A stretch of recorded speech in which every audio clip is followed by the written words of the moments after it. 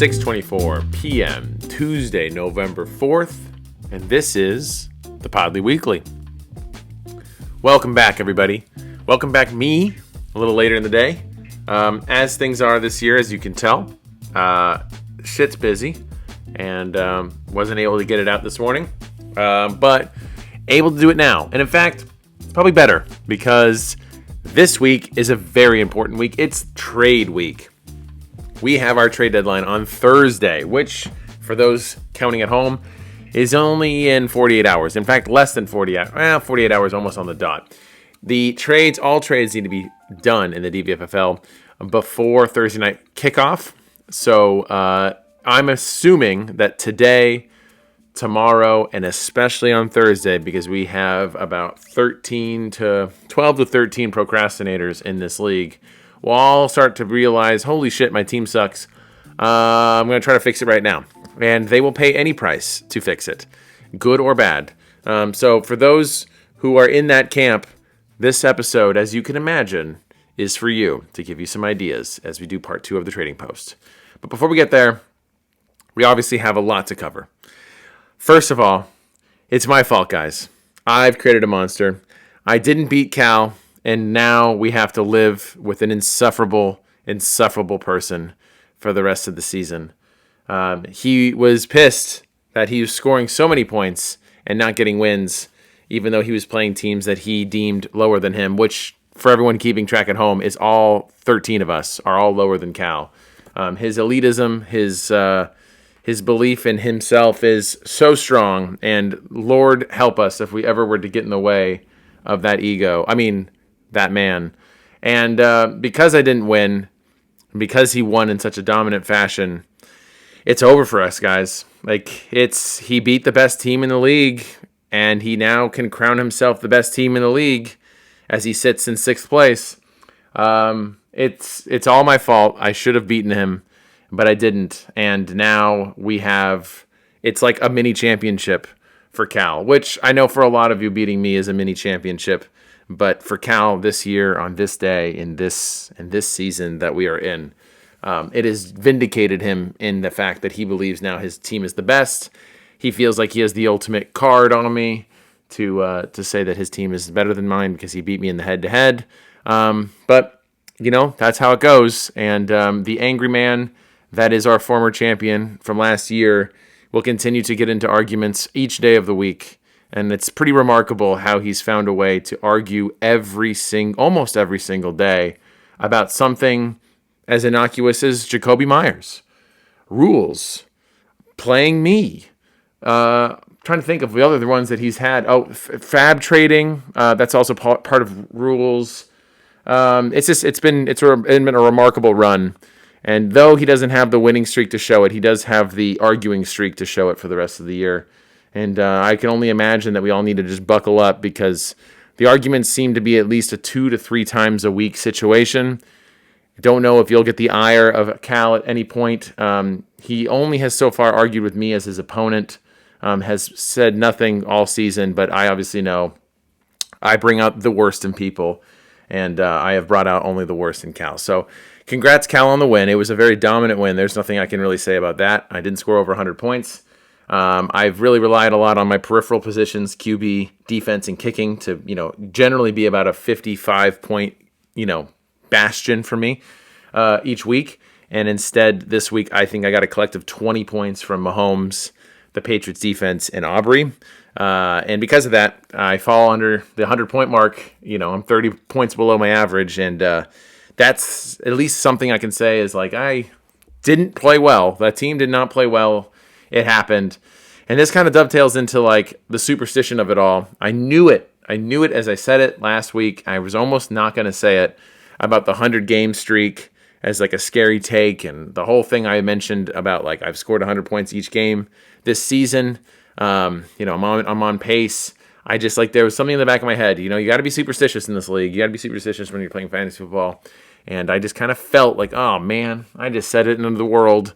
I feel like it's going to backfire, because that's sometimes how that goes, especially when you talk about something. At the moment, I say this to friends around me, the moment you say you're a good driver is the moment you get into a car accident. And that's essentially what I felt like I did when I said, oh man, I've been scoring a lot of points and I'm on pace to outscore, the league record.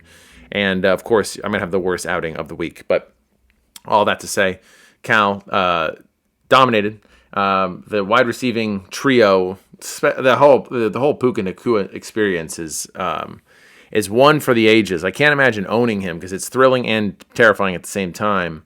But playing against him, I think he had 93 yards by halftime, and he hurt himself, and he was out for the rest of the game. And I'm just like, Lord mercy, please leave me alone. He's just one of those types of players that doesn't seem to get the hint of I'm good, no more points, and he just continues to go until he hurts himself, and then he's gone at that point. Maybe he's gone for the rest of the game. Sometimes he just comes back and he does more pain, but in this game he did enough. And same thing with CMC. That team is so frustrating. I can't imagine being a Kittle owner, Brandon. I'm sorry. It seems like they were like, oh my God, Kittle's back, which the whole promise of the season was Kittle's going to be our leading receiver because look at who else could possibly be there. And instead, Shanahan has gone full oh, nope, CMC's my son, and he's our leading receiver. We're going to go for 1,000 yards this year, and he's going to run the ball 1,000 times. And Kittle, you're just I don't know, another offensive lineman because it seems like all he's been brought in to do is block for more like CMC. And mixed results so far on the 49ers. They beat the shit out of the Giants, but come on, it's the Giants. And then the Texans beat the shit out of them. So I don't know if this is the way it's going, but either way, CMC seems to be on a league-wide tear. But that was just my matchup. There were so many other matchups. I fell asleep last night, so I missed the drama. And, of course, Brandon gets close to a stat correction situation that totally fucks him out of a win. I also lament with Brandon on why is it always him that has either the tie flexibility, the almost tie because he has the league. We should never have a tie again. But, previous to our times with Decimal, Brandon was the league leader in ties with 3, which is just fundamentally remarkable that he's able to do that. And then he's also the league leader in 2 games now, I guess, that has been decided by a pseudo stat correction. This one isn't as funny as the first one, which was a couple years ago, of course, that he had gotten a stat correction on a Saquon Barkley run or something like that.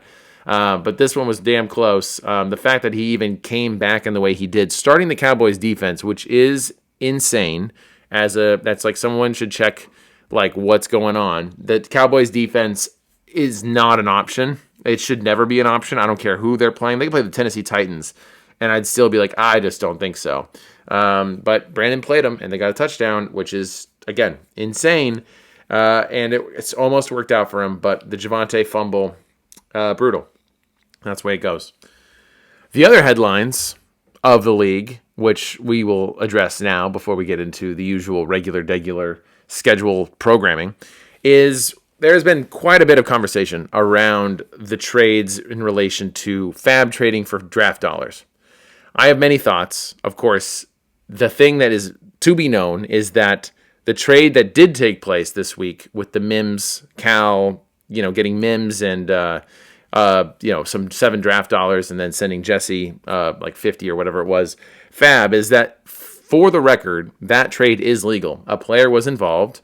That is in exchange. We've seen player for fab trades. We've seen player for draft trades.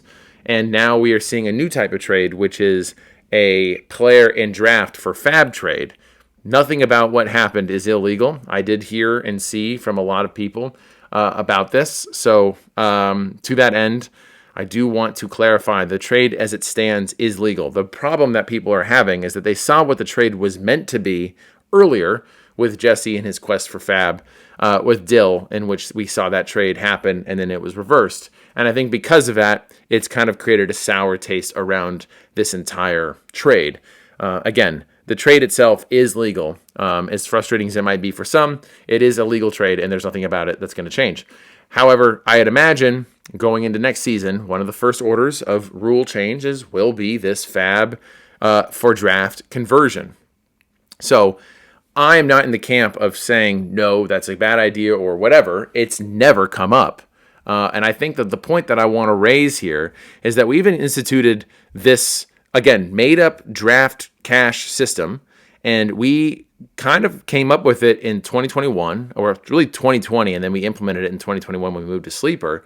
And then if you want to count, that's 1, 2, 3, 4, 5 seasons of this particular type of rules and draft trading. And I just want to point out for the listeners at home that this has never been an issue for 5 seasons up until this very point.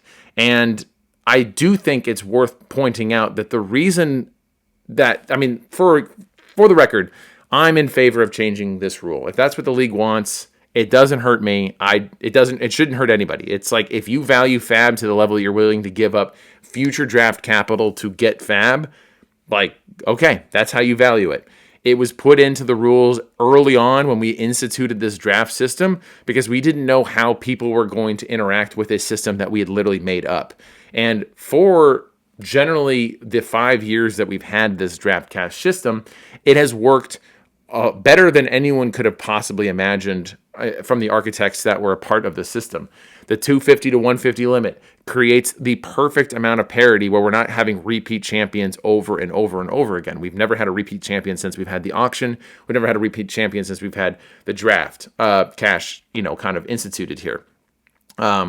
The Fab system has worked also, like we've had people who value Fab a lot. I, for one, love having Fab. And, I feel like people might have noticed that they haven't gotten the usual trade from me where I'm giving up a player and I want 10 Fab from people. And those are always like easy trades to do, but I'm always known for doing those things. The one thing I've noticed as one who dabbles in the Fab market every single year, I am a lover of Fab. I'm one to bolster my numbers even by $10 to $5 just to get myself back into the race later in the season to have money, is that I've noticed that this is the first year ever in which Jesse has actually spent his Fab early in the season. If, for those who may not be following along at home, Jesse's often the last team to have over 50 plus Fab in the end of the year, and usually around the playoff time, whether he's making a playoff push, he's trying to make it to the finals, whatever it might be, he always kind of blows a ton of Fab on some, nonsense player for the last 2 weeks because obviously no one else is there. Why not just blow it just over, making sure you get the player you need for the time that you have it. This is the first year in which we have Jesse blowing a lot of Fab, and I just want to point out the fact that the Fab was completely blown on Hassan Haskins for $69. And then we had a follow-up of $11 to the Cleveland Browns, $11 to Joe Flacco, a Bengal, and then $7 to Aaron Rodgers. That is all of Jesse's Fab use for the season. And as it stands, we have members of this league arguing over a rule, which will inevitably change, all based on the fact that Jesse has run out of Fab, and he has made 2 trades to try to fix that and remedy that issue because he's now valuing Fab more than anyone else has ever valued Fab before, namely because he spent $69 on the wrong player. Now, this doesn't mean that anyone, we're all open to judgment, but let's just call a spade a spade. This is a bad Fab decision by Jesse, and now we've roped in so many characters into the story. We have Dill, who wasn't aware of the rules in which he was a helpful architect of, forgetting that you can't trade Fab for draft. It's also available on the website, dvffl.com. The Constitution, there's also a trade tracker, there's a rule tracker. There's all sorts of things. There's resources that are available 24/7 for everyone to check. Again, it is one of those kind of lost and forgotten rules. I don't imagine everyone would have it in the top of their mind, but nonetheless, that's what surfaced this the first time. Then we have Cal, who is doing his best Gare impression, pulling off this trade because there's a player involved, which again, perfectly legal, frustrating for some, getting this done. All, again, in the service of Jesse values Fab more than any human has in this league so far, and he's willing to throw draft cash at doing so to get it, and he threw in Marvin Mims, who shouldn't upset anybody as a player. Could play well, maybe, I don't know. Could be valuable, I don't know. Really depends on how you believe in the Denver Broncos. Some may believe in him, others may not. Either way, this is how Jesse has remedied his bad Fab decisions. All this to say, again, I want to repeat, I'm sure by the end of the season, and I'm sure one of the first rules which will pass with unanimous consent will be removing this barrier between Fab and draft. But I just want it to be said, this is all because Jesse's made a bad decision, and we are now having this conversation over 2 weeks over $69 spent on Hassan Haskins. Now, let's get into this week's Nut Report. Week 10, we have officially made the transition to a more playoff-focused race for this week. So I've been talking about this. We've been power ranking for 9 weeks. This is the week in which we make the change. This is the week in which we can kind of double click on these standings because often and many times Sleeper is not giving us the full story on like how close you are to a tiebreaker, which of course this year is going to matter most. It's just another chance for you to kind of get a full audit. And again, not to tell you what to do, but this information is completely free and it does reveal a ton about your opponent. So if you're wondering, how do I perform against X, Y, and Z? Well, here's your chance to kind of look into it. It's a literal dashboard of what you are as a team, what your opponent is as a team, and what you need to do to jump your opponent. So with all that said, everything in this is related to the actual standings. So people have moved ever so slightly up and back. People have moved backwards. You know the deal. So for anyone who is bitching and complaining, which is Cal, about where he placed, this is literally reality at this point. And ironically, the bitching and complaining about where he was placed in the Nut Report previously had me putting him 4 spots or 3 spots higher than his actual reality spot was. And I believed in his team from a power ranking standpoint, so much so that I put him 3 spots above his actual reality position. And ironically, where he sits today in this real life standing is exactly where I had him last week, which is 6th, which was me getting ahead of myself. So for tier 1, we have myself, Dill, Christian, Jesse, and Alec. This is your top 5. And if the playoffs were to start right now, your 4-team flex seeding deciders would be myself, Dill, Christian, and Jesse. Dill has joined me as the 2 teams that have clinched the playoffs. We are mirrored records of 7-2. We also have the same amount of touchdowns. Kind of weird. 54 touchdowns between us, which is the league high, I believe. Yes, is the league high. For myself, obviously a bad week, 88 points, not great. Great week for some of the tier 2 and tier 3 teams, but not great for myself. Hoping to bounce back, getting the team healthy, finally getting Garrett Wilson back, hopefully getting Bucky Irving back. Hate it that Hampton is still holding a little longer, but I can't wait for Hammer to come back. And hopefully we can finally see a healthy team. My team has not been healthy since week 1 or whenever the fuck Hampton got hurt. I guess maybe it wasn't week 1. Maybe it was like week 5 or whatever. But it's been a bummer to not have the team. And it's one of those things where fantasy goes where you're just like, I don't even care. I just want to see this player play now because he's been sitting on my bench for so long. And that's how I feel right now about Bucky, whose extended absence has been frustrating. Garrett Wilson, it's frustrating because of the buys. And then Hampton, who still has a bye coming. Frustrating, but they're coming. Dill is right behind me, 2 seed. He's 106.6 points behind me. So you can see where the tiebreakers fall into line here. Still, a good, healthy margin, but also Dill is starting to do his best. Interesting thing between us, myself and Dill, is that Dill has yet to win against a top 5 team. And, well, he plays me this week. So we'll see what happens there. Should be a very fun week between myself and Dill, truly battling for who's going to be the number 1 seed in the DVFFL. We have the 3 seed who sits alone at Christian at 6-3. He's the only team that's 6-3, so he has no one he has to worry about from a tie-breaking standpoint. Tough loss, again, similar to myself.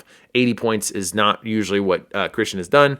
Didn't love the temper tantrum that we got on Sunday. I mean, at some point, just as like an advice, like if you're having a frustrating time, don't tell us. Next time I'm watching Sunday and I need to let the league know, I'm going to let them know that I had to go poop, and I'll describe every little bit of it because that's what it felt like for Christian. He's like, I'm going to stop watching. It's like, well, then stop watching. We wouldn't even know if you were watching to begin with. But the fact that you're doing the bitching and moaning in the chat about how bad your team is, it's like, well, there's 13 other people here who don't care. And in fact, there's a guy who probably really doesn't care that your team is playing bad. I feel like if everyone had the choice, they would want all 13 of us to lose except for yourself, if that was an option. But Christian rallied back later in the day, back into the chat, and his team did not do the same. Only 80 points. He is 1 touchdown behind myself and Dill in terms of the touchdowns. He's got 53 touchdowns on the year to our 54. And as Christian sits at 6-3, what he's hoping for is if he gets another win, 7-3, he clinches the playoffs. If he loses, he goes 6-4, still 91% chance.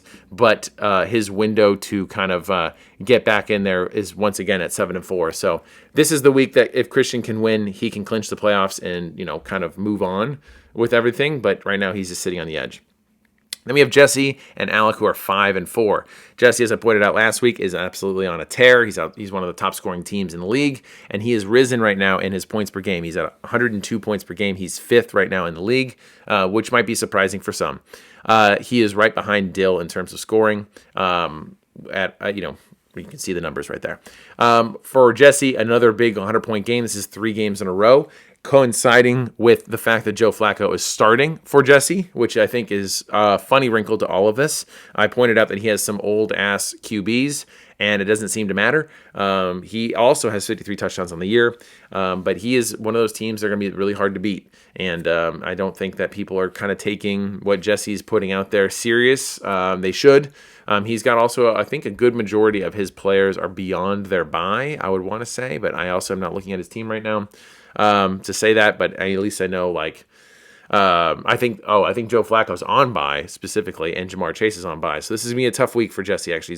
He's going to be really pushing himself on the depth of it all, but he's playing fantastic right now. And then we have Alec, who's also the 5 seed. He has risen from the 7th seed based on the reality of these standings. He is 6th in the league in scoring. He's 5-4. Big week, kind of recovering from the last 2 weeks of kind of some stinkers. Getting a big win over Christian also helps, so his record is also looking pretty good from a top 5 perspective. He is the only team in the tier 1s that actually has a winning record against top 5 teams, which is a funny wrinkle. Going into tier 2, our past champion and angry man Cal leads this tier off. We have the rest of the 4 and 5 teams that basically step out from here on a hilarious disparity in terms of tiebreakers as we go one by one from here. I should have mentioned that Alec is only 42 points behind Jesse in terms of a tiebreaker, so it's still relatively close. Any big week can kind of cut the difference, but if Alec really wants to keep pace, he's going to have to score a lot and hopefully get a win and kind of break this up. But yeah, tier 2, we have Cal, Brandon, Peyton, Jaden, and Mike. All teams are 4 and 5. Wide range here.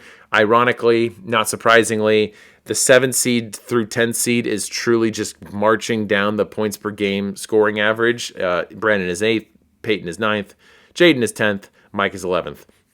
But then you have Cal, who's sitting at the 6th seed, 2nd in the league right now in scoring with 112 points per game, only behind myself.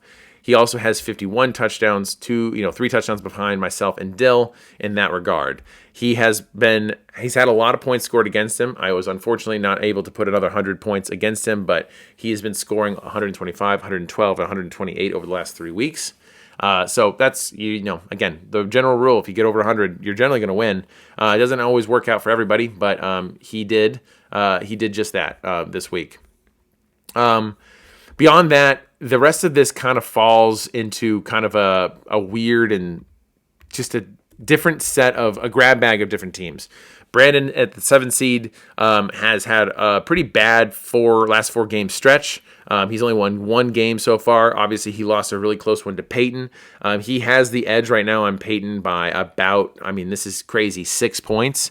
I should mention that Brandon is 188 points behind Cal. So, as I say, Cal essentially has a full game lead on everybody around him. If he evens you out, he's going to beat pretty much everyone in a tiebreaker. So Cal almost has the most comfort in the fact that the playoffs are more or less looking assured for him as long as he doesn't continue to lose annoying games. But he has about a full game ahead on everybody else. It's going to take a lot for someone to outscore Cal 188 points. That's like 2 games almost, and that's assuming Cal doesn't score any points either, and he's averaging 112. So it's almost an impossible margin from a tiebreaker standpoint for these 4 and 5 teams. So we're going to look a little tighter towards the gaps between Brandon through Mike, and it continues into tier 3. But for Brandon, he's 188 points behind Cal. Peyton is only 6 points behind Brandon, so that is a very, very tight race that can be leapfrogged. No questions asked there. Peyton has had pretty kind of an up and down last 4 games. He's definitely kind of sitting in and settling in around this 93 points per game kind of average, which is pretty healthy. Obviously above the league average, I think by a little bit. League average is 94 points. So he's like right on league average essentially, which is pretty good. I mean, for someone who's sitting in the 8 seed, getting league average is pretty much on par. Jaden, on the other hand, the 9 seed, his season is truly falling apart. He is still only 8 points behind Peyton, and then obviously by that mention, he is about 14 or so points behind Brandon.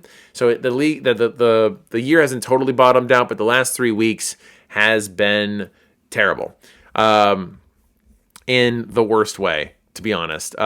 He got a big loss this week against Mitch, which when you lose to the worst team in the league, that's not going to be good.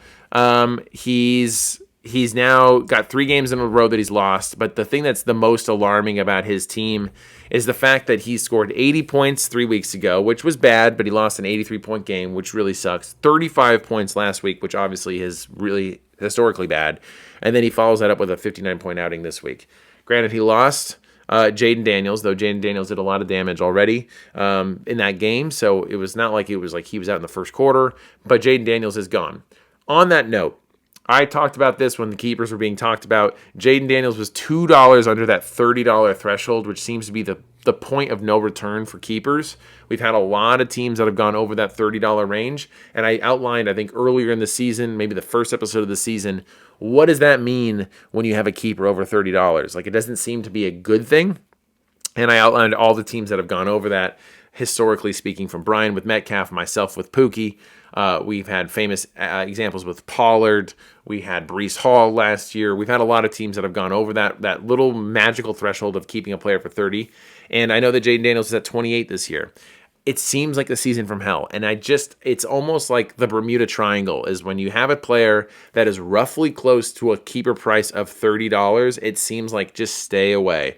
For some reason, some superstitious thing seems to take over, and they have the season from hell, even though they technically shouldn't. Opportunity kind of rises, everything should seem fine, and yet it's going horribly wrong. So Jaden now is looking for a QB. He's only got 37 touchdowns, which in this group is pretty remarkable, considering Peyton's got 43, Mike's got 43, Brandon's got 45, and Cal's got 51. So he's not scoring touchdowns, and now he's not scoring points. He went from averaging over 100 points a game to now averaging 90 points a game and sitting 10th in the league in scoring.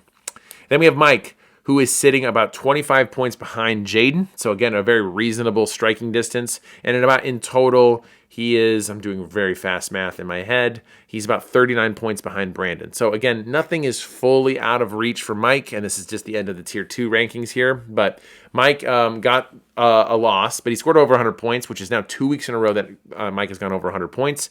Previously, last week, his 133-point win over Cal was the first time he scored 100 points this season, and he just did it again, unfortunately, in a loss. But something about Mike's team is starting to come to life, which for Mike is a really good thing and pretty good timing because he is deeply in this playoff hunt, which then wraps up our last 4 and 5 team, but the first team in Tier 3. We have Nick, who is 4 and 5. He is a full 280 points behind Cal, and by that math, he's roughly around 53 points behind Mike. And obviously, if you go all the way back to Peyton, he is, I believe, 86 points behind Peyton, which is the 8 seed cutoff. So for Nick, he got the win. It seems that Bowers, no surprise, is a very big part of Nick doing well. Eventually, he'll get back Trey Benson, I think, maybe this week. I don't know. But maybe the injuries are starting to come back to Nick's favor. I think the one thing that everyone might be just remarking is like, yes, you had injuries. We all have injuries. It's just the fact that there wasn't a lot of reaction. I mean, I think trading away Marvin Harrison for Keenan Allen and paying money, I don't get it. But Nick is here. He's 12th right now in the league in scoring. He's averaging 81 points a game, which is not good. Very much below league average. He's got to hope that this resurgence of health is the reason that his team kind of bounces back. Right now, he's scoring the least amount of touchdowns in the league. He only has 29 touchdowns to his name, which is crazy. If you look at Christian, who has Josh Allen has 24 touchdowns by himself to 29 touchdowns on Nick's entire season. Then we have the 3-6 teams, which is three of them. That kind of rounds out the rest of this playoff hunt, and it is still very much a playoff hunt. Tanner at 3-6, Cody at 3-6, and Mitch, the last team here, the 14 seed at 3-6. Tanner is 7th right now in the league in scoring, so he has probably the most hope to kind of pull himself out of this. Obviously, he went from stacking 3 wins in a row to now stacking 2 losses in a row coming out of this. But, he is... Underlying stats are looking pretty positive. I will say for these 3-6 teams, though, it is getting to the very edge of possibilities in terms of playoff chances. 2 teams have made the playoffs that were 3-6. That gives you an 8% chance. They're still crazy enough, and I think this year it probably is going to happen. There's still a chance to be 3-7 and make the playoffs. Only one team has ever done that. It gives you a 4% chance. But beyond that, once you get into the 8 losses, it's pretty much curtains. For these teams that are trying to bounce in, if you get a win and you're 3-6, you go to 4-6, you have a 25% chance of making the playoffs. So this is a very important week for these 3-6 teams. I would honestly deem, because of how tight everything is and the point differential between some of the teams that are kind of up there, you're going to need the record to at least get even. So I think that this is a very important week for the 3-6 teams to really bounce back. Hopefully there isn't any inconvenient buys that'll get in the way of that. So Cody, Tanner, and Mitch are all vying for that position. Right now, Cody's 101 points behind Tanner, and Mitch is 110 points behind Tanner, and only 9 points behind Cody, roughly. So there's still some signs of life here. Obviously, Cody getting the loss right now. He's on a 3-game losing streak. Not great timing for this. His team seems to be absolutely allergic to scoring over 90 points, which Cody pointed out himself. It's an unfortunate reality, and hopefully he kind of can correct himself. He's the second lowest, I think, in the league in touchdowns. He only has 32 touchdowns on the year. And then Mitch, we're seeing some signs of life. He's 2-2 over the last 4 games. A 70-point win is pretty pathetic, but I guess Jaden's 59 points is worse. But Mitch is still alive. He sold off some of the team, and I think the one thing that I think is interesting this year is that we have teams that are in different states of selling, oftentimes around this time of year, and obviously I think it might get exasperated over the next coming hours before the end of the trade deadline. It is very clear when a team is like, I've won just enough, and I think I can start to sell and make it to the playoffs and have close to 250 and make it to the playoffs. What I think is going to be interesting about this group, which obviously segue us into the main segment, is the fact that no one can feel comfortable from seed 14 to seed fucking 4 about where their prospects lie in this playoff race. I think the only thing that's pretty much guaranteed is myself, Dill, and Christian are kind of make the playoffs in some form or another. Cal's got a pretty good angle in on the playoffs unless it's a catastrophic losing streak that he is hit by. But everyone else is really in the thick of it, and I think that's going to change the chemistry of the types of trades that we're going to see.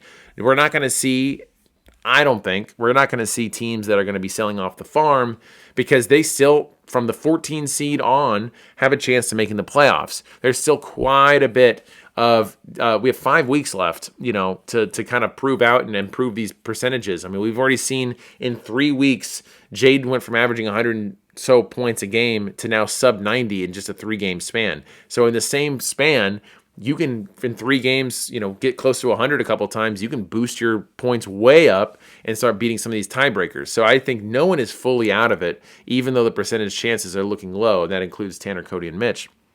But I don't think we're going to be seeing trades in which someone's selling off their big name player to get some cash because they're just going to be comfortably either riding themselves into the playoffs or, I guess, comfortably riding themselves into the consolation bracket.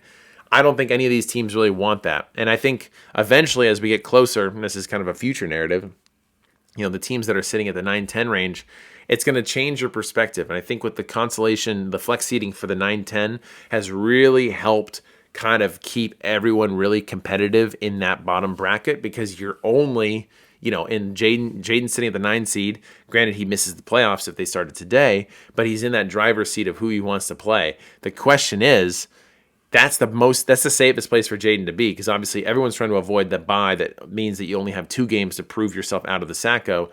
Jaden, for his team, if the playoffs again started today, he'd be like, I'm looking for someone who is scoring almost as sad as I am. And I don't know if that answer would be Mitch. Mitch is showing some pops of something. Granted, 85, 105, 65, and 70 isn't much, but I mean, this is coming from a perspective of Jaden, who's 113, 80, 35, 59.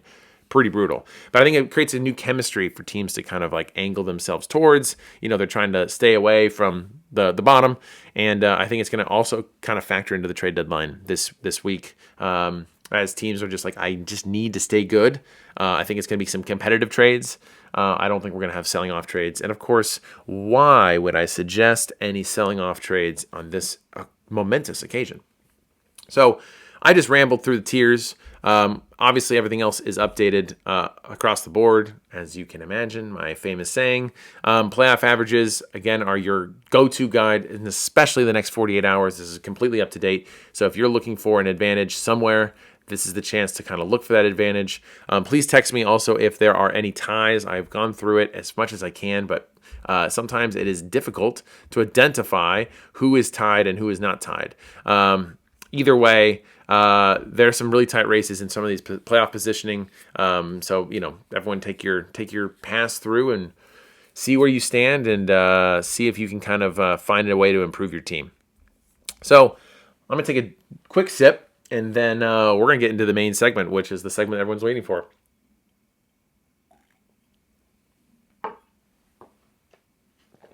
A long sip. Okay. So, our main segment. We had a part 1 of the Trade Finder, and now we have a part 2. And some of the trades I want to talk about from part 1. We had some trades that eventually kind of happened in a lot of ways. They didn't happen to the right team, but some of these players did move. We've had Mike, I gave him the suggestion of trading Herbert and A.J. Brown for Daniel Jones, Dobbins, and a bunch of money. A.J. Brown eventually did move shortly after that week. We have also talked about, the Odunze Mason thing, which I do want to double click on. I ranted and raved about this last week, and it's made even worse in the fact that Odunze had a fucking goose egg, which no one is really talking about, and Mason officially looks like garbage. I believe I heard a stat, and I'm not getting the exact numbers right, but roughly the range is right. In October, Odunze was a top 10 wide receiver in fantasy, probably even higher than that. And in September, he's like wide receiver 58. And, October is already over. I think I might have said December. In October, he's wide receiver 58. In September, he was like wide receiver 5 or something like that. And here we are looking at this trade back, a player-for-player trade. Odunze and Mason for that Genti is just going to be one of those things I think is going to haunt Tanner more and more because I just don't know what's going on with the Bears. If we think that Colston Loveland is coming on, that it's only going to be the sacrifice of Odunze. And Mason clearly has just been relegated back to backup status. But that was a trade that also took place. Marks was also sent off separately as well. We had Metcalf get sent off as well. That was an option that I sent for Christian and Tanner. Pollard, Metcalf, Ray Davis for Chase Brown, Devonta Smith, Hunt, and Draft. I feel like in hindsight that would have been a pretty good trade. We didn't have Adams get traded just yet.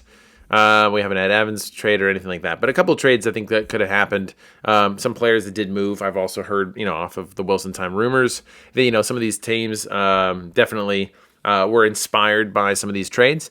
And I think in general, looking back at this league, at this year, we haven't had a ton of trades involving cash as much as we've been hammering this player-for-player trade and that whole thing. To be honest, I think we're kind of down in trades. Now, that's not to say that the next couple hours, 48 hours, are going to change that. I mean, it definitely could dramatically change that.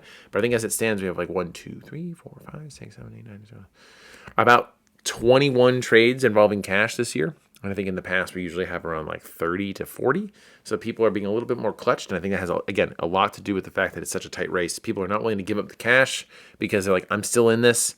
I think I can buy. I think there's more buyers than there are sellers. And that kind of creates this world where we're kind of gridlocked quite a bit.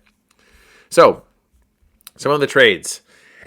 One of the things that I'm doing this week is, we've been pounding, player for player. And a lot of the suggestions that I'm going to have in this particular segment is going to be more player for player focused. I want to potentially set these things up more so to be that, so it makes it much easier for everyone to kind of follow along. And if you feel like you got to add cash because the value is too far off, like whatever. Like if that's your prerogative between you and the person I'm suggesting, like go forth. I just think that the suggestions that I'm providing here are ones that don't need to have cash. There are some that have, but I would say, looking at a few of these, I would say about half are without cash and half are with cash. So trying to find a balance here as much as I can. As much as I can. It's sometimes harder than others to find that balance. So I will also have, I think, a bonus trade. I usually am keeping it to 7 because, again, I'm trying to cover all of us, 14 people. But I do have a bonus trade that is involved here. So kind of hoping I'll squeeze that in at the very end, and it involves 2 people that already have a trade for themselves. So you get 8 trades out of me. It only affects 2 people, but maybe gives you an idea. Let's get into it. I've waxed, I've waned, I've said too much. First trade.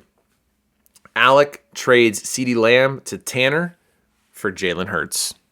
So why for Alec? I think in many ways, the Daniel Jones performance that we saw this past week was the performance that Alec and anyone who might be following the Colts could have expected, and the thing that we most feared. Daniel Jones kind of had that game that we kind of expect Daniel Jones to have, and he should have had longer before Week 10 came around. And I think what this did for Alec's brain, if I'm going to enter his brain, is that it creates more of a division of what he expects Daniel Jones to be than anything else. I don't think that he can trust Daniel Jones when time is getting more and more important. And the next, essentially 7 weeks to the end of the season, Daniel Jones and him being a good quarterback that doesn't shit himself with like 2 fumbles and 2 picks and stuff like that is going to be really important. And I think that this was kind of a breaking point for Alec in the sense of like, hey, the Daniel Jones thing was kind of fun, but now I think I need to get someone for real if I want to compete. And now that Alec has entered the top 5 of, like the standings, he's very much in the thick of it to getting, into the flex seating if he wants to. There's still a lot of season left. I think Alec makes this trade. So he is looking around the league and he's trying to find, I guess, what you would deem kind of the most available elite quarterback. I don't think there's only a handful of teams that either have a quarterback that is movable, that it fits in that elite tier that's worth giving up really good value for. And there's also that same Venn diagram of teams is also teams that already have a backup quarterback that I think if they close their eyes, they would be like actually okay having them as their quarterback. And one thing to note is that Diz is one of those teams. What he has right now is he has Matthew Stafford right behind Jalen Hurts, and Stafford has actually been playing fantastic, but I'm getting ahead of myself. So Alec is giving up, I think for the most part for this year, Alec is looking for a few things. Stacktivate and all the stacking thing has been really a big thing. Jesse has gotten Joe Flacco with Jamar Chase. Obviously, we have Dactivate with Cody and Dak Prescott and Pickens. I think Alec is looking for the same thing. Clearly, we have learned from Tanner's team, the most available wide receiver is Devonta Smith. Holy moly, things are getting blended. Devonta Smith, and Hurts ultimately is not stackable with the wide receivers, but he certainly is stackable with Dallas Goedert, who Alec has. And I think that's the main reason why this is the trade. This is the quarterback that Alec goes hard after. This trade really changes the conversation for Alec's team. Like, yes, he loses the edge that he has in CeeDee Lamb as a wide receiver, but there's so much depth in that position group that you can find on the wire that I think you can kind of like make up the upgrade and having, Jalen Hurts kind of take over for that team. Currently, as it stands, Tanner is sitting 3rd in the league right now in QB scoring with 199 points. Alec, who's been running kind of with Daniel Jones, has 152 points. He's averaging about just under 17 points a game, and Tanner's averaging 22 points a game. So it's kind of worth it. And again, he has 24 touchdowns, just like Josh Allen has 24 touchdowns. So it's kind of a big upgrade in that regard. Alec right now in the wide receiving scoring is actually dead fucking last in wide receiving scoring. So CeeDee Lamb, obviously being out for a long period of time, hasn't really made an impact coming back. He is right behind Tanner, who's 13th. And I think Tanner, which I've outlined for many, many weeks, his multitudes, his octopus of wide receiver threes posing as wide receiver twos, would definitely benefit from finally having an alpha, as he's learned that Odunze is nothing more than another wide receiver three in wide receiver two clothing. So for Alec, this makes a ton of sense. You get Jalen Hurts. You're already shitty at the wide receiver position, and we've already outlined that this is a year. I'm going to say it. This is a year that you need a good quarterback. Wilson Time said the same thing. And you need a good quarterback to actually be a scary team. And Daniel Jones is not that good quarterback. For Tanner, Stafford is that fucking good as a backup. He has gone for 25 plus 5 of the last 6 games, which is better than Hurts. And again, we already outlined that Tanner is third in the DVFFL in QB scoring. So if you're willing to take a quote unquote, and I'm putting this in air quotes, downgrade, you get Stafford, Michael Stafford as I call him, who is actually doing better than the guy that you're starting each week. Stafford, when you watch him on Sundays, he looks like a fucking man possessed. This is like a machine to watch the Rams go. I mean, with Puka and Devonta and everything like going, it's kind of remarkable how good Stafford has been. I don't think it's really being talked about too much. He's been kind of passed around as like that bye week filler, and I think it's like, Stafford has got the gunslinging. Like, if you're not going to have a quarterback who's going to run, you want someone who's like Stafford, who's just a machine and getting first downs, and it doesn't seem like scoring is an issue. And when you watch Jalen Hurts, he's scoring well, of course, because he's got all these cheeseball plays with like the tush push and everything, which obviously works out in his favor, and he can't fumble because he's being protected by the refs. So that's obviously an advantage, but like the eye test is that, Stafford is just outplaying, Jalen Hurts right now. So all year, as I've mentioned before, Diz is looking for that wide receiver talent. He finally gets a real alpha in CeeDee Lamb. I feel like Diz has never had CeeDee Lamb, also kind of fits that mold. I think he would really enjoy the experience. And he gets kind of reshuffles the entire lineup for Diz. Like, Odunze's played really well, obviously, and I just outlined that he had a horrible October where he's almost unstartable. But the name value now has been pumped up that you can't tell yourself, oh, I got to bench him. But what this does, I think, for Diz's team is it kind of shuffles the team into a spot where I'm like, okay, I kind of like the wide receiving core, which obviously I have been all season just hangry about. But if you have CeeDee Lamb as your number 1, Odunze as your number 2, that's pretty fucking good. And then you have a fleet of wide receiver 3s that feel like in the right place, whether that's Devonta Smith or Zay Flowers. If you were putting those guys in as your flex or your wide receiver 3, I'm now kind of like, oh, that's kind of a fucking annoying, especially if Devonta Smith is playing the way he is. Like, he's playing well, but it's he's not your wide receiver 1. And essentially, he's acting like that. And that's not good for Diz. But the CeeDee Lamb thing kind of resets the wide receiving group. I'd imagine that he would kind of boost right up those rankings because of what CeeDee Lamb is capable of. Also passed his bye, I think, maybe. I don't know. I actually forgot. I don't know when his bye is. But either way, I think it's going to be something that Diz could really benefit from, and he really wouldn't lose much in the QB department anyway. So kind of a good for both teams sort of thing. You guys should do that one. Next, we have Jaden trades Kamara and Jacoby Myers for Sam Darnold. Another QB trade at the beginning of this. Well, let's start with Jaden. Why for Jaden? It's obvious.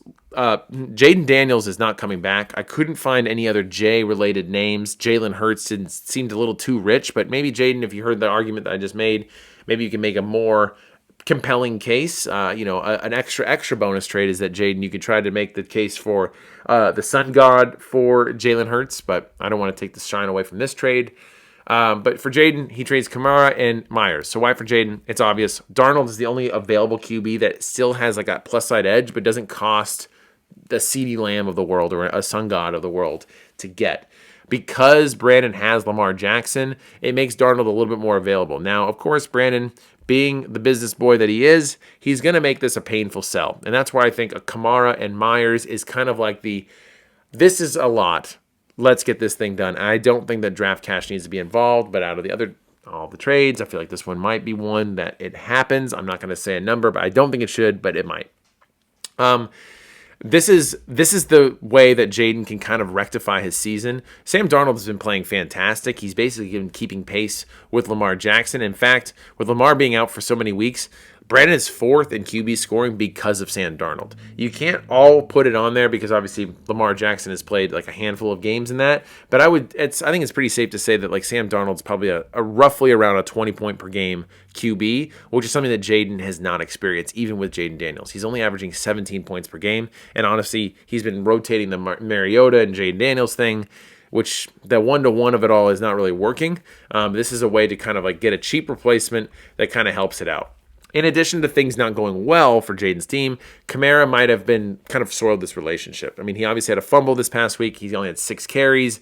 The Saints just looked terrible. They obviously played the Rams and they got their asses kicked.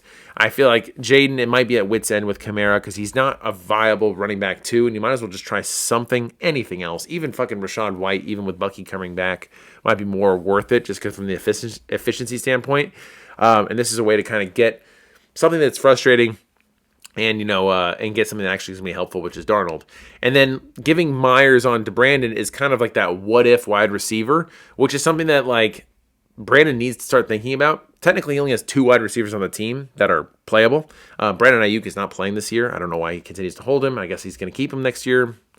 We've talked about this before. But he has Cortland Sutton and Ladd McConkey, both of which they have buys coming up. And if at the rate that it is, Brandon would be looking at the waiver wire. Again, it's a deep waiver wire for wide receivers, but I mean, I'll take Jacoby Myers over anything that's sitting on the on the heap right now. And it looks like Brian Thomas might have another ankle sprain, and he just looks like garbage. So like Jacoby Myers is stepping into a situation in which he's probably going to be the wide receiver 1 on a team that is competent at doing things. You don't have to believe in Lawrence, but I believe in Lawrence a little bit more than I believe in Geno Smith.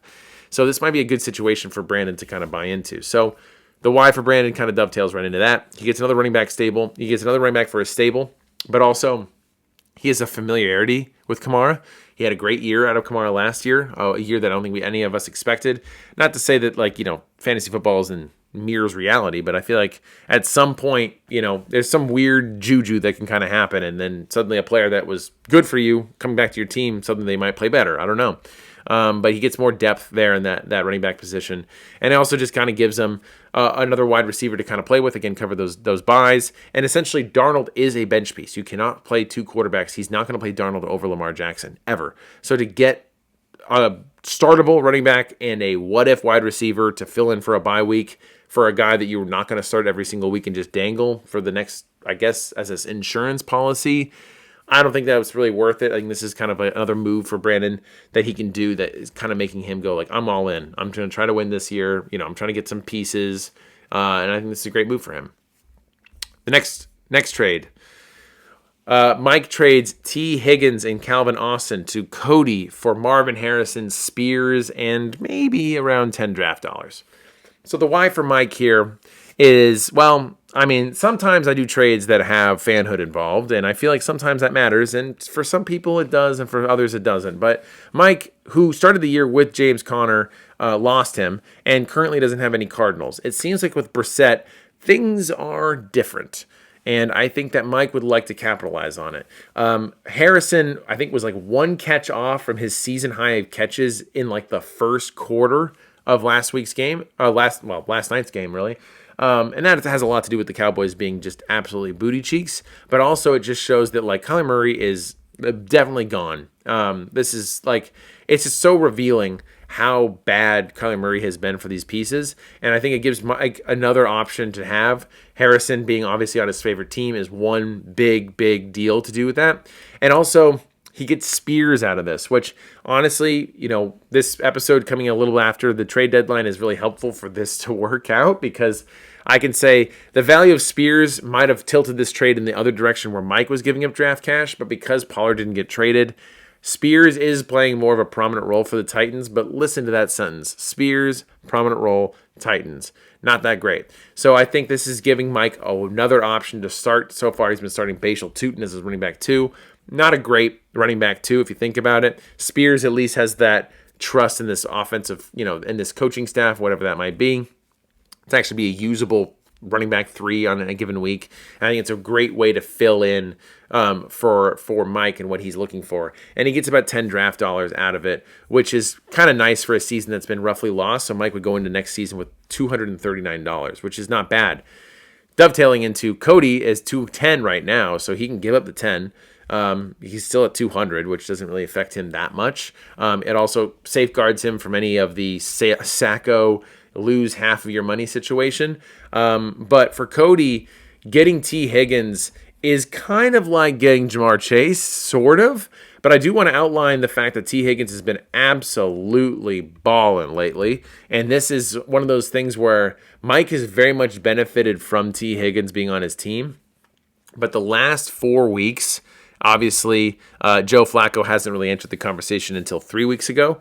But T. Higgins is at 6.2 points. That was pre-Joe Flacco. Joe Flacco shows up 15.6 points, a touchdown, 10.4 points, a touchdown, 26.1 points, and 2 touchdowns. He's playing Pittsburgh, which he played in week 7. He scored 15 points, and he got a touchdown. He's playing Pittsburgh after the bye in week 11.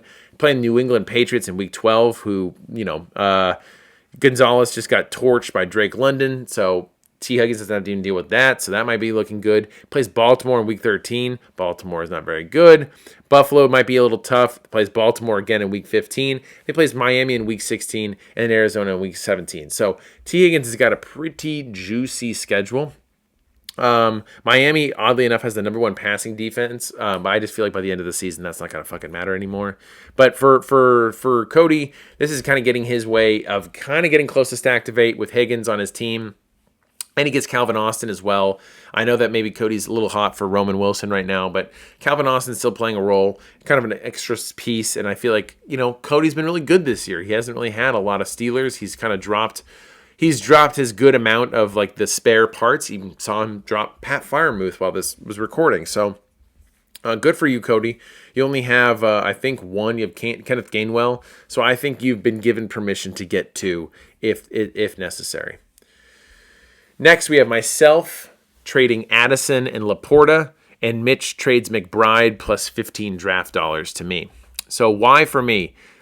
In this quest, McBride, similar fashion to Harrison, things are looking pretty positive. Loving the fact that McBride is actually scoring touchdowns now, which again last year with Kyler Murray was not a guarantee.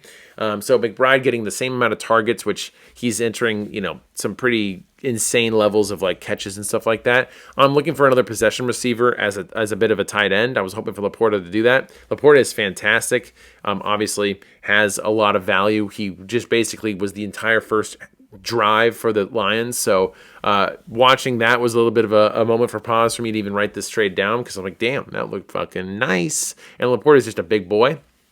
Laporta also has the keeper value that I think is still kind of unsaid about him. He is still a very, very cheap guy to have on your squad. I believe his keeper value, if I'm just double checking it right now, would be somewhere around, would be somewhere he was kept for 2. He was kept for 4. Yeah, he would be $8 next year, which is still far below his actual average. So again, adds another option for Mitch, who obviously BTJ is not looking like an option as a keeper, as he's had a pretty horrific season for no reason. So this gives Mitch a potential option, which he does not currently have, in my opinion. And then, I'm giving up Addison, of course, for that, but I'm getting back some 15 drafts. So it's a bit of like, I feel like Laporta and McBride are fairly close. McBride has a bit of an edge. Addison is obviously the extra piece there for Mitch. That is a nice extra like boom piece. I feel like that, Mitch hasn't had Addison in I think since his like rookie year. And I want to say he had that, because if I'm wrong, that'd be kind of embarrassing.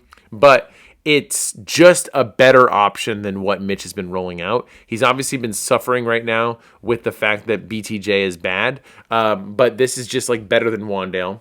This is better than Christian Watson. I mean, he's basically relying on these deep shots. Might as well get a guy who's been basically very much involved in the offense since coming back from suspension, and is very much a wide receiver improvement for Mitch.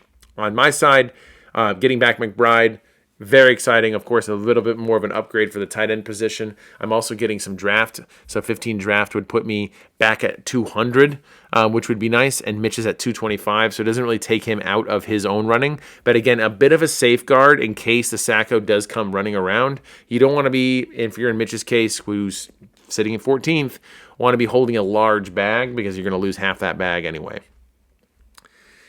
Next trade, we have Cal trades Devontae Adams. Peyton trades Bill, Brian Robinson, and 15 draft.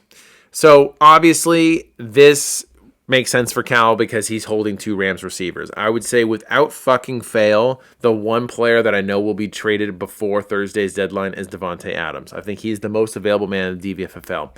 As I've mentioned for the last several weeks, the funniest thing we can do for the angry man that is Cal is to not allow this to happen. If you just resist, you can have him have this conundrum on his hands. Granted, the way the Puka Nacua plays, it actually might be the smartest thing that Cal can do, because suddenly he has a handcuff for the guy who gets hurt quite literally twice or so a game in the worst and funkiest way possible. Most funky possible way fashion possible way. What the fuck am I saying? Either way, this is a trade that I don't love saying out loud, but I feel like it's a trade that does make sense. I don't think that Cal's going to get a lot of options if everyone else holds the line, in the sense of like not giving up a shit ton of money. I think this is one of those trades where Cal is not going to be pleased. It's going to be something that's going to be happening like on Thursday, right before the deadline ends. I'm sure it'll be some technicality where it's like 1 minute past the deadline. It'll be a big hubbub. But either way, I think Cal finds a way to get, Peyton on his side, and gets kind of one of these trades where it's like not great. It's great for Peyton and just fine for Cal, but Cal just needs to do something to get something. I think Cal will be angling to have a trade done for Adams as soon as possible, ideally tonight or tomorrow, so that he has flexibility, because he knows he's going to get draft cash off of him. So in this, the why for Cal is that he gets off of his 2 Rams wide receivers. He also gets another 2 running backs, one to safeguard CMC, who has one of the easiest schedules in the playoffs. I think he plays Tennessee in the week 1 of the NFL, the DVFFL playoffs. I got all these leagues messed up. But yeah, Brian Robinson is a nice safeguard for him. Obviously, Brian Robinson scored. Might be getting play. Who fucking knows? Shanahan's a weirdo. But I think it'd be at this point worth for Cal to kind of safeguard that. If Peyton is the Peyton that we all know and that we've kind of worked with when he has all your handcuffs, Peyton really sets a high bar for those handcuff prices. So though this doesn't look like a lot as a return for Adams, there is an inflated price for the fact that Brian Robinson is CMC's backup, and CMC famously has been hurt, and he's also on pace for the most touches he's ever had in his career. You do the math, that could be kind of scary. In addition to that, Cal gets Bill. Bill, obviously, with the Jaden Daniels things, really changes the tenor of what his season kind of looks like. But it's another running back for him to have. Currently, I don't know if Cal can continue to run out Brashard Smith RJ Harvey is starting to look like he's starting to come to life. But again, buys are coming up for that. And, Bill can kind of cover that a little bit. Bill also has some just general upside of just what if they just become a running team? They're actually kind of good at that. So that's something that's kind of intriguing. Maybe not the same haul of what Cal was thinking about, but he gets $15, which if this trade kind of goes through tomorrow, this is something that like Cal can actually use that, the extra money that he has, because currently he's sitting at 160, add 15. He has enough money for a $25 player, which is one of his favorite kind of trades to make, kind of overwhelming you with money, and go into the 150 once again into the next season. Why for Peyton? For Peyton, this is a pretty straightforward one. I mean, getting Davante Adams is a good thing. Davante Adams is a top 5 wide receiver. And currently, Peyton's rolling out Alec Pierce next to Chris Olave. Chris Olave has been obviously tough, but that was this past week. A.J. Brown coming back into the fold, hopefully healthy, would be really great. But if you have A.J. Brown and Davante Adams as your 2 wide receivers, and Chris Olave is a floating flex, it just kind of creates a lot more options. Now, Peyton's potential lineup could be a Devon Achane, Walker, A.J. Brown, Davante Adams, and Chris Olave as your flex. Not too fucking bad, if you ask me, as a lineup. So it kind of reshapes Peyton's lineup in the best way possible. Next, we have the 2 Wilsons trading with each other. Christian trades Swift, Waddle, and Pollard for Genty and Jameson Williams. Now, this one has layers to it, boys. This is a loaded baked potato, as Christian would like to say. So this trade for Christian kind of represents the kind of trade that Red has already made this year, selling parts for an upgrade. At the end of the day, whether you believe in this Raiders team or not, Genty is an upgrade over Swift and Pollard, obviously Pollard. I think this is a world in which Christian is looking at it as Swift and Pollard together is definitely Genty is like the coalescent of those positions. So now he has a free position he can maybe find another guy for. And then Waddle obviously is a bit of a downgrade to J-Mo, but at least J-Mo's on a functioning offense and is doing something. And that gives him something. But I think the main reason why Christian is going to be hot to sell at least Swift, whether it's in this trade or something else, is I think that the window to sell Swift for any value is very, very small. Monangai doing what he did with them, just basically just like, here's all the touches. I mean, like, they didn't even try the Roschon Johnson. Maybe he was hurt.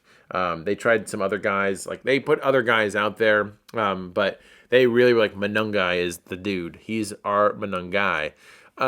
This is reading to me like a deadly committee that is going to be happening. We know that Ben Johnson, architect of the Lions offense with Gibbs and Monty, and Monangai probably represents more of a Monty type than Swift is a Gibbs type. But to even like, I can kind of get there with the Monangai and Monty. Monty is a special player. I think he's unheralded, and people don't give him enough credit for how good he is. He's so just good. Ironically, also a former Bear. And Monangai looked great. Now, granted, it's the Bengals. They're horrible at defense, but something about how he was used was like that stage was not too big for him. Swift famously cannot see holes at all. Like, just misses everything. And I think that's a frustration point for Ben Johnson, who is like, I am one of the better run scheme planners in the NFL. I'm creating holes for you to hit, and Swift continually, though he's doing a little bit better this year, fails to kind of see, I go through that hole and then I have like open field. He still kind of runs into someone, or he takes the wrong hole, that sort of thing. And Monangai is definitely the type of like, hole open, I go. And it's very simple. And I think that this is reading to me, in my opinion, that when Swift comes back from his injury, that he is going to be in a bit of a committee, and it's not going to be nearly as productive as the Lions, because like Gibbs and Monty are leagues better than Monangai and Swift. So I think the only one who like kind of loses in this committee is Swift, because you get to the goal line, I'd imagine Monangai would be in there. If you want to stay on the first, the first and second down, Monangai can probably keep them on task because he's hitting the holes correctly, and Swift starts to be de-relegated in the worst case scenario of all of this to a third down sort of role. Now, he can hold on to it with some big explosive plays. He seemed to have some chemistry with Caleb Williams, but I am so fucking skeptical of what's going to happen when Swift comes back, and the willingness, how the communication around Swift was talked about is like, Ben Johnson was like, he would benefit from a week off. It's like they were comfortable with this to be the case because they have so much faith in Monangai. I don't know if that's just kind of a weird read, if you ask me. Like, rarely is it like, this guy is really important to us, but we're good with him not playing this week. That's cool with us. And that seemed to be the case. So for me, this reads as like, Swift has to be off the team of Christian, because I think it's going to eventually fade away. And then that makes that running back 2 position very nebulous for Christian. He's going to be relying on Pollard, or he's going to be relying on Swift to kind of fill it, or Tyrone Tracy, who, again, with, in theory, nobody, Dingletary took more carries than Tyrone Tracy. So we don't really have clarity there. Dylan Sampson, well, if depends on Judkins coming back, but seems like he's coming back. He's, back at practice. So not really much happening there.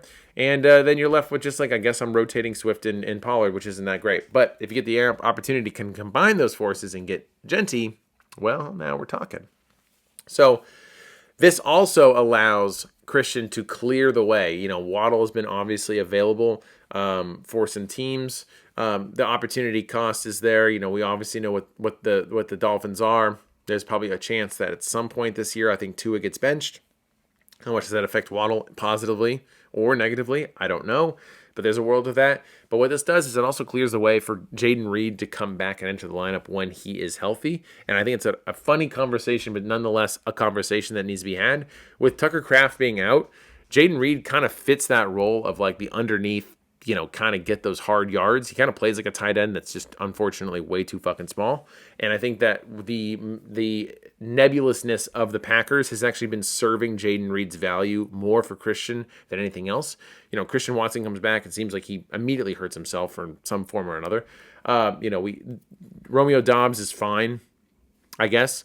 He's functional, but I think he easily slots in behind anyone else who's better than him, which is maybe a Reed, obviously a Tucker Kraft. And then Golden has hurt himself, but it's just not that. That's like whatever that was is not going to happen this year. It seems like it's going to take another year. So I think Jaden Reed has a pretty clear runway, and this allows Christian to kind of set that up if that were the case, while also improving his running back 2 position. For Dill, obviously I just outlined why Swift is so dangerous, in my opinion, of what he's going to enter. But for Dill, the whole thing for Dill is depth. He doesn't have any right now in the running back position. He's really all in on Jonathan Taylor. And I think what this does is it allows him to be like, all right, fuck it. Jonathan Taylor is the wagon. He is Dozer, as he likes to say.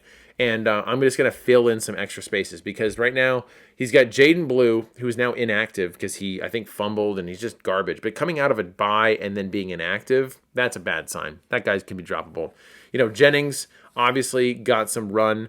Depends on how long Stevenson's out, but Jennings is truly the running back 3. The Patriots didn't make any trades for another running back, which to me reads as Stevenson is not that far behind. If they were really worried that Stevenson had like a really bad toe, they would be making a move. The Henderson reveal was not great, if you ask me. Obviously, he got a lot of play, got a lot of run, but this is like kind of an analytical thing, like for the fantasy nerds. Henderson, it just doesn't fucking matter. Like, I don't think that guy is trusted by that coaching staff, as it's been outlined multiple times on all the shows. And I think Jennings is a temporary stopgap for that. So what this does is it gives Dill 2 more running backs that he can play with that can go right behind Taylor, which depth is going to be important. Obviously, extremely important. I don't also know if Taylor has even had his bye yet. He has not. His bye comes in week 11. So who the fuck would be filling in for Dill during that time? I do not know. So this would be allowing Dill to kind of get back some of that value. Obviously, he gets Pollard again back, but it allows him to have that. And then JMO has really not worked out for a $25 player that Dill inexplicitly sent off and got. Hasn't really worked out, but to be able to flip him positively into a Waddle, it's kind of like he's downgrading slightly by just getting more depth in the running back position, but he's already teaching and preaching in that running back position anyway. He is second right now in running back scoring, and it's truly because of Jonathan Taylor, not because of Genty. It's just because that one guy is just that fucking good. And he can get now a wide receiver that he can feel pretty good with, kind of pairing him up with Ibuka. So you have Ibuka, Drake London, and Jalen Waddle. That's pretty good instead of having to start Romeo Doubs as your flex play there. So not a bad look, not a bad run, if you ask me, from a trade that, again, Dill, player for player. Our last official trade here is Jesse trades Monty, Pittman, and 25 draft to Nick for Cook. So this one is Jesse truly going all in, which we've already outlined. He's desperate for fab, so he's got his pocketbook loaded with that. Now he's actually going to be going over his usual line for draft, and he's going to be getting Cook back. So this drops Jesse around the 180 or so in cash. It's a comfy range for him to be in with a huge push for contention. Obviously, I've already outlined the fact that Jesse's team is very much a dangerous team.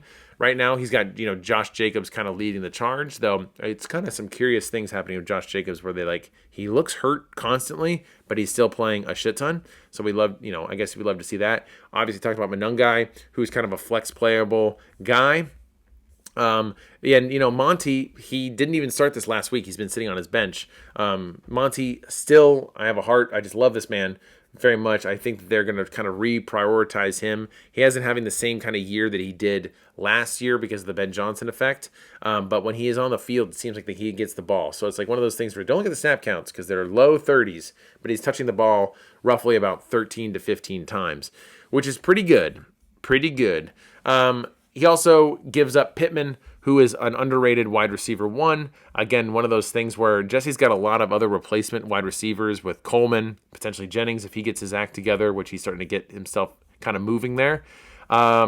He still got Metcalf, he's still got Chase. So, Pittman's kind of a luxury right now. Obviously makes a nice round out, but he's a wide receiver he's wide receiver 7 on the year. Again, another option for Nick, who doesn't necessarily benefit too much from having a very good team in that regard. I think that looking at the wide receiving scoring, Nick is 9th on the year in wide receiving scoring, so a little boost there would be helpful. And even with James Cook on the team, Nick is 13th in running back scoring, so not really much happening there. So that's the why for Jesse. He gives up 25 draft, which really I think that completely maxes out Nick, or close to maxing him out on the year. I think he's got like enough flexibility for a small trade, but he hits him at 250. Kind of lets the rook start completely fresh with a brand new. Like, let's see what you can do, Nick, when you have a full load of cash, and see what can kind of come out from there. But for Nick, in this case, he's obviously giving up his one great nest egg. He is starting to win. He's getting some guys back with like Bowers. He could get Trey Benson back. So Monty, Pittman, and some cash is actually not that bad, if you ask me. It feels like not the same haul he could have gotten for James Cook earlier. Obviously, in hindsight, me suggesting a Dunze and Mason would have totally fucked Nick. But he still has Aaron Jones, who's looking like more or less like the running back to own. You add Monty to that, just a bunch of like decent running backs that are very startable. You get a really good wide receiver who has the value and a 25 draft, and you give up Cook, who, again, has not bolstered you in the running back department anyway. And then our last bonus trade, this one is kind of like another Swift-related trade. Sorry. But this is Jaden trades St. Brown to Christian, and Christian trades Swift, Njoku, and Waddle. Layers to this one. For Jaden, wide receiver is one of the strongest positions that Jaden has. This is, again, a bonus trade. But just one that I came up with and I liked a lot. Again, no cash in this one. But for Jaden, it's wide receiver is a very strong position, has for basically his whole career, allowing him to, largely part with the Sun God, but keeping like Debo and Waddle. Debo obviously losing a little luster, but he's the only healthy wide receiver on the Commanders. Waddle, as we know, Jalen. So another J for the J-Den is a very nice get, as well as he improves his running back 2 with Swift and Kamara, assuming he doesn't do the other trade. You have Swift kind of taking on Kamara, regardless of wherever this committee goes. That's better than what Kamara's been doing.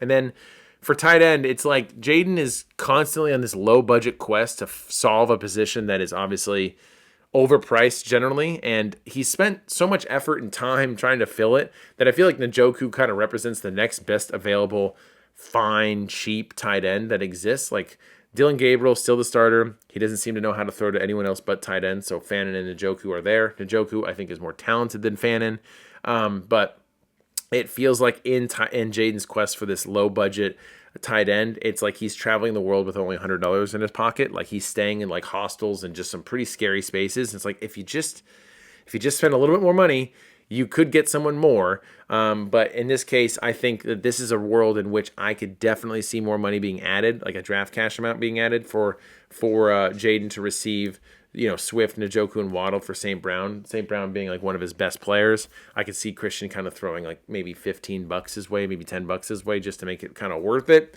For Christian, this trade kind of does a couple of things. It's a similar trade that he did for Nico. He sends a bunch of spares, but he gets back an elite player. And if you kind of add the math that, Christian talked about when he got Nico, now you're adding Sun God with Nico, with Josh Allen and Barkley.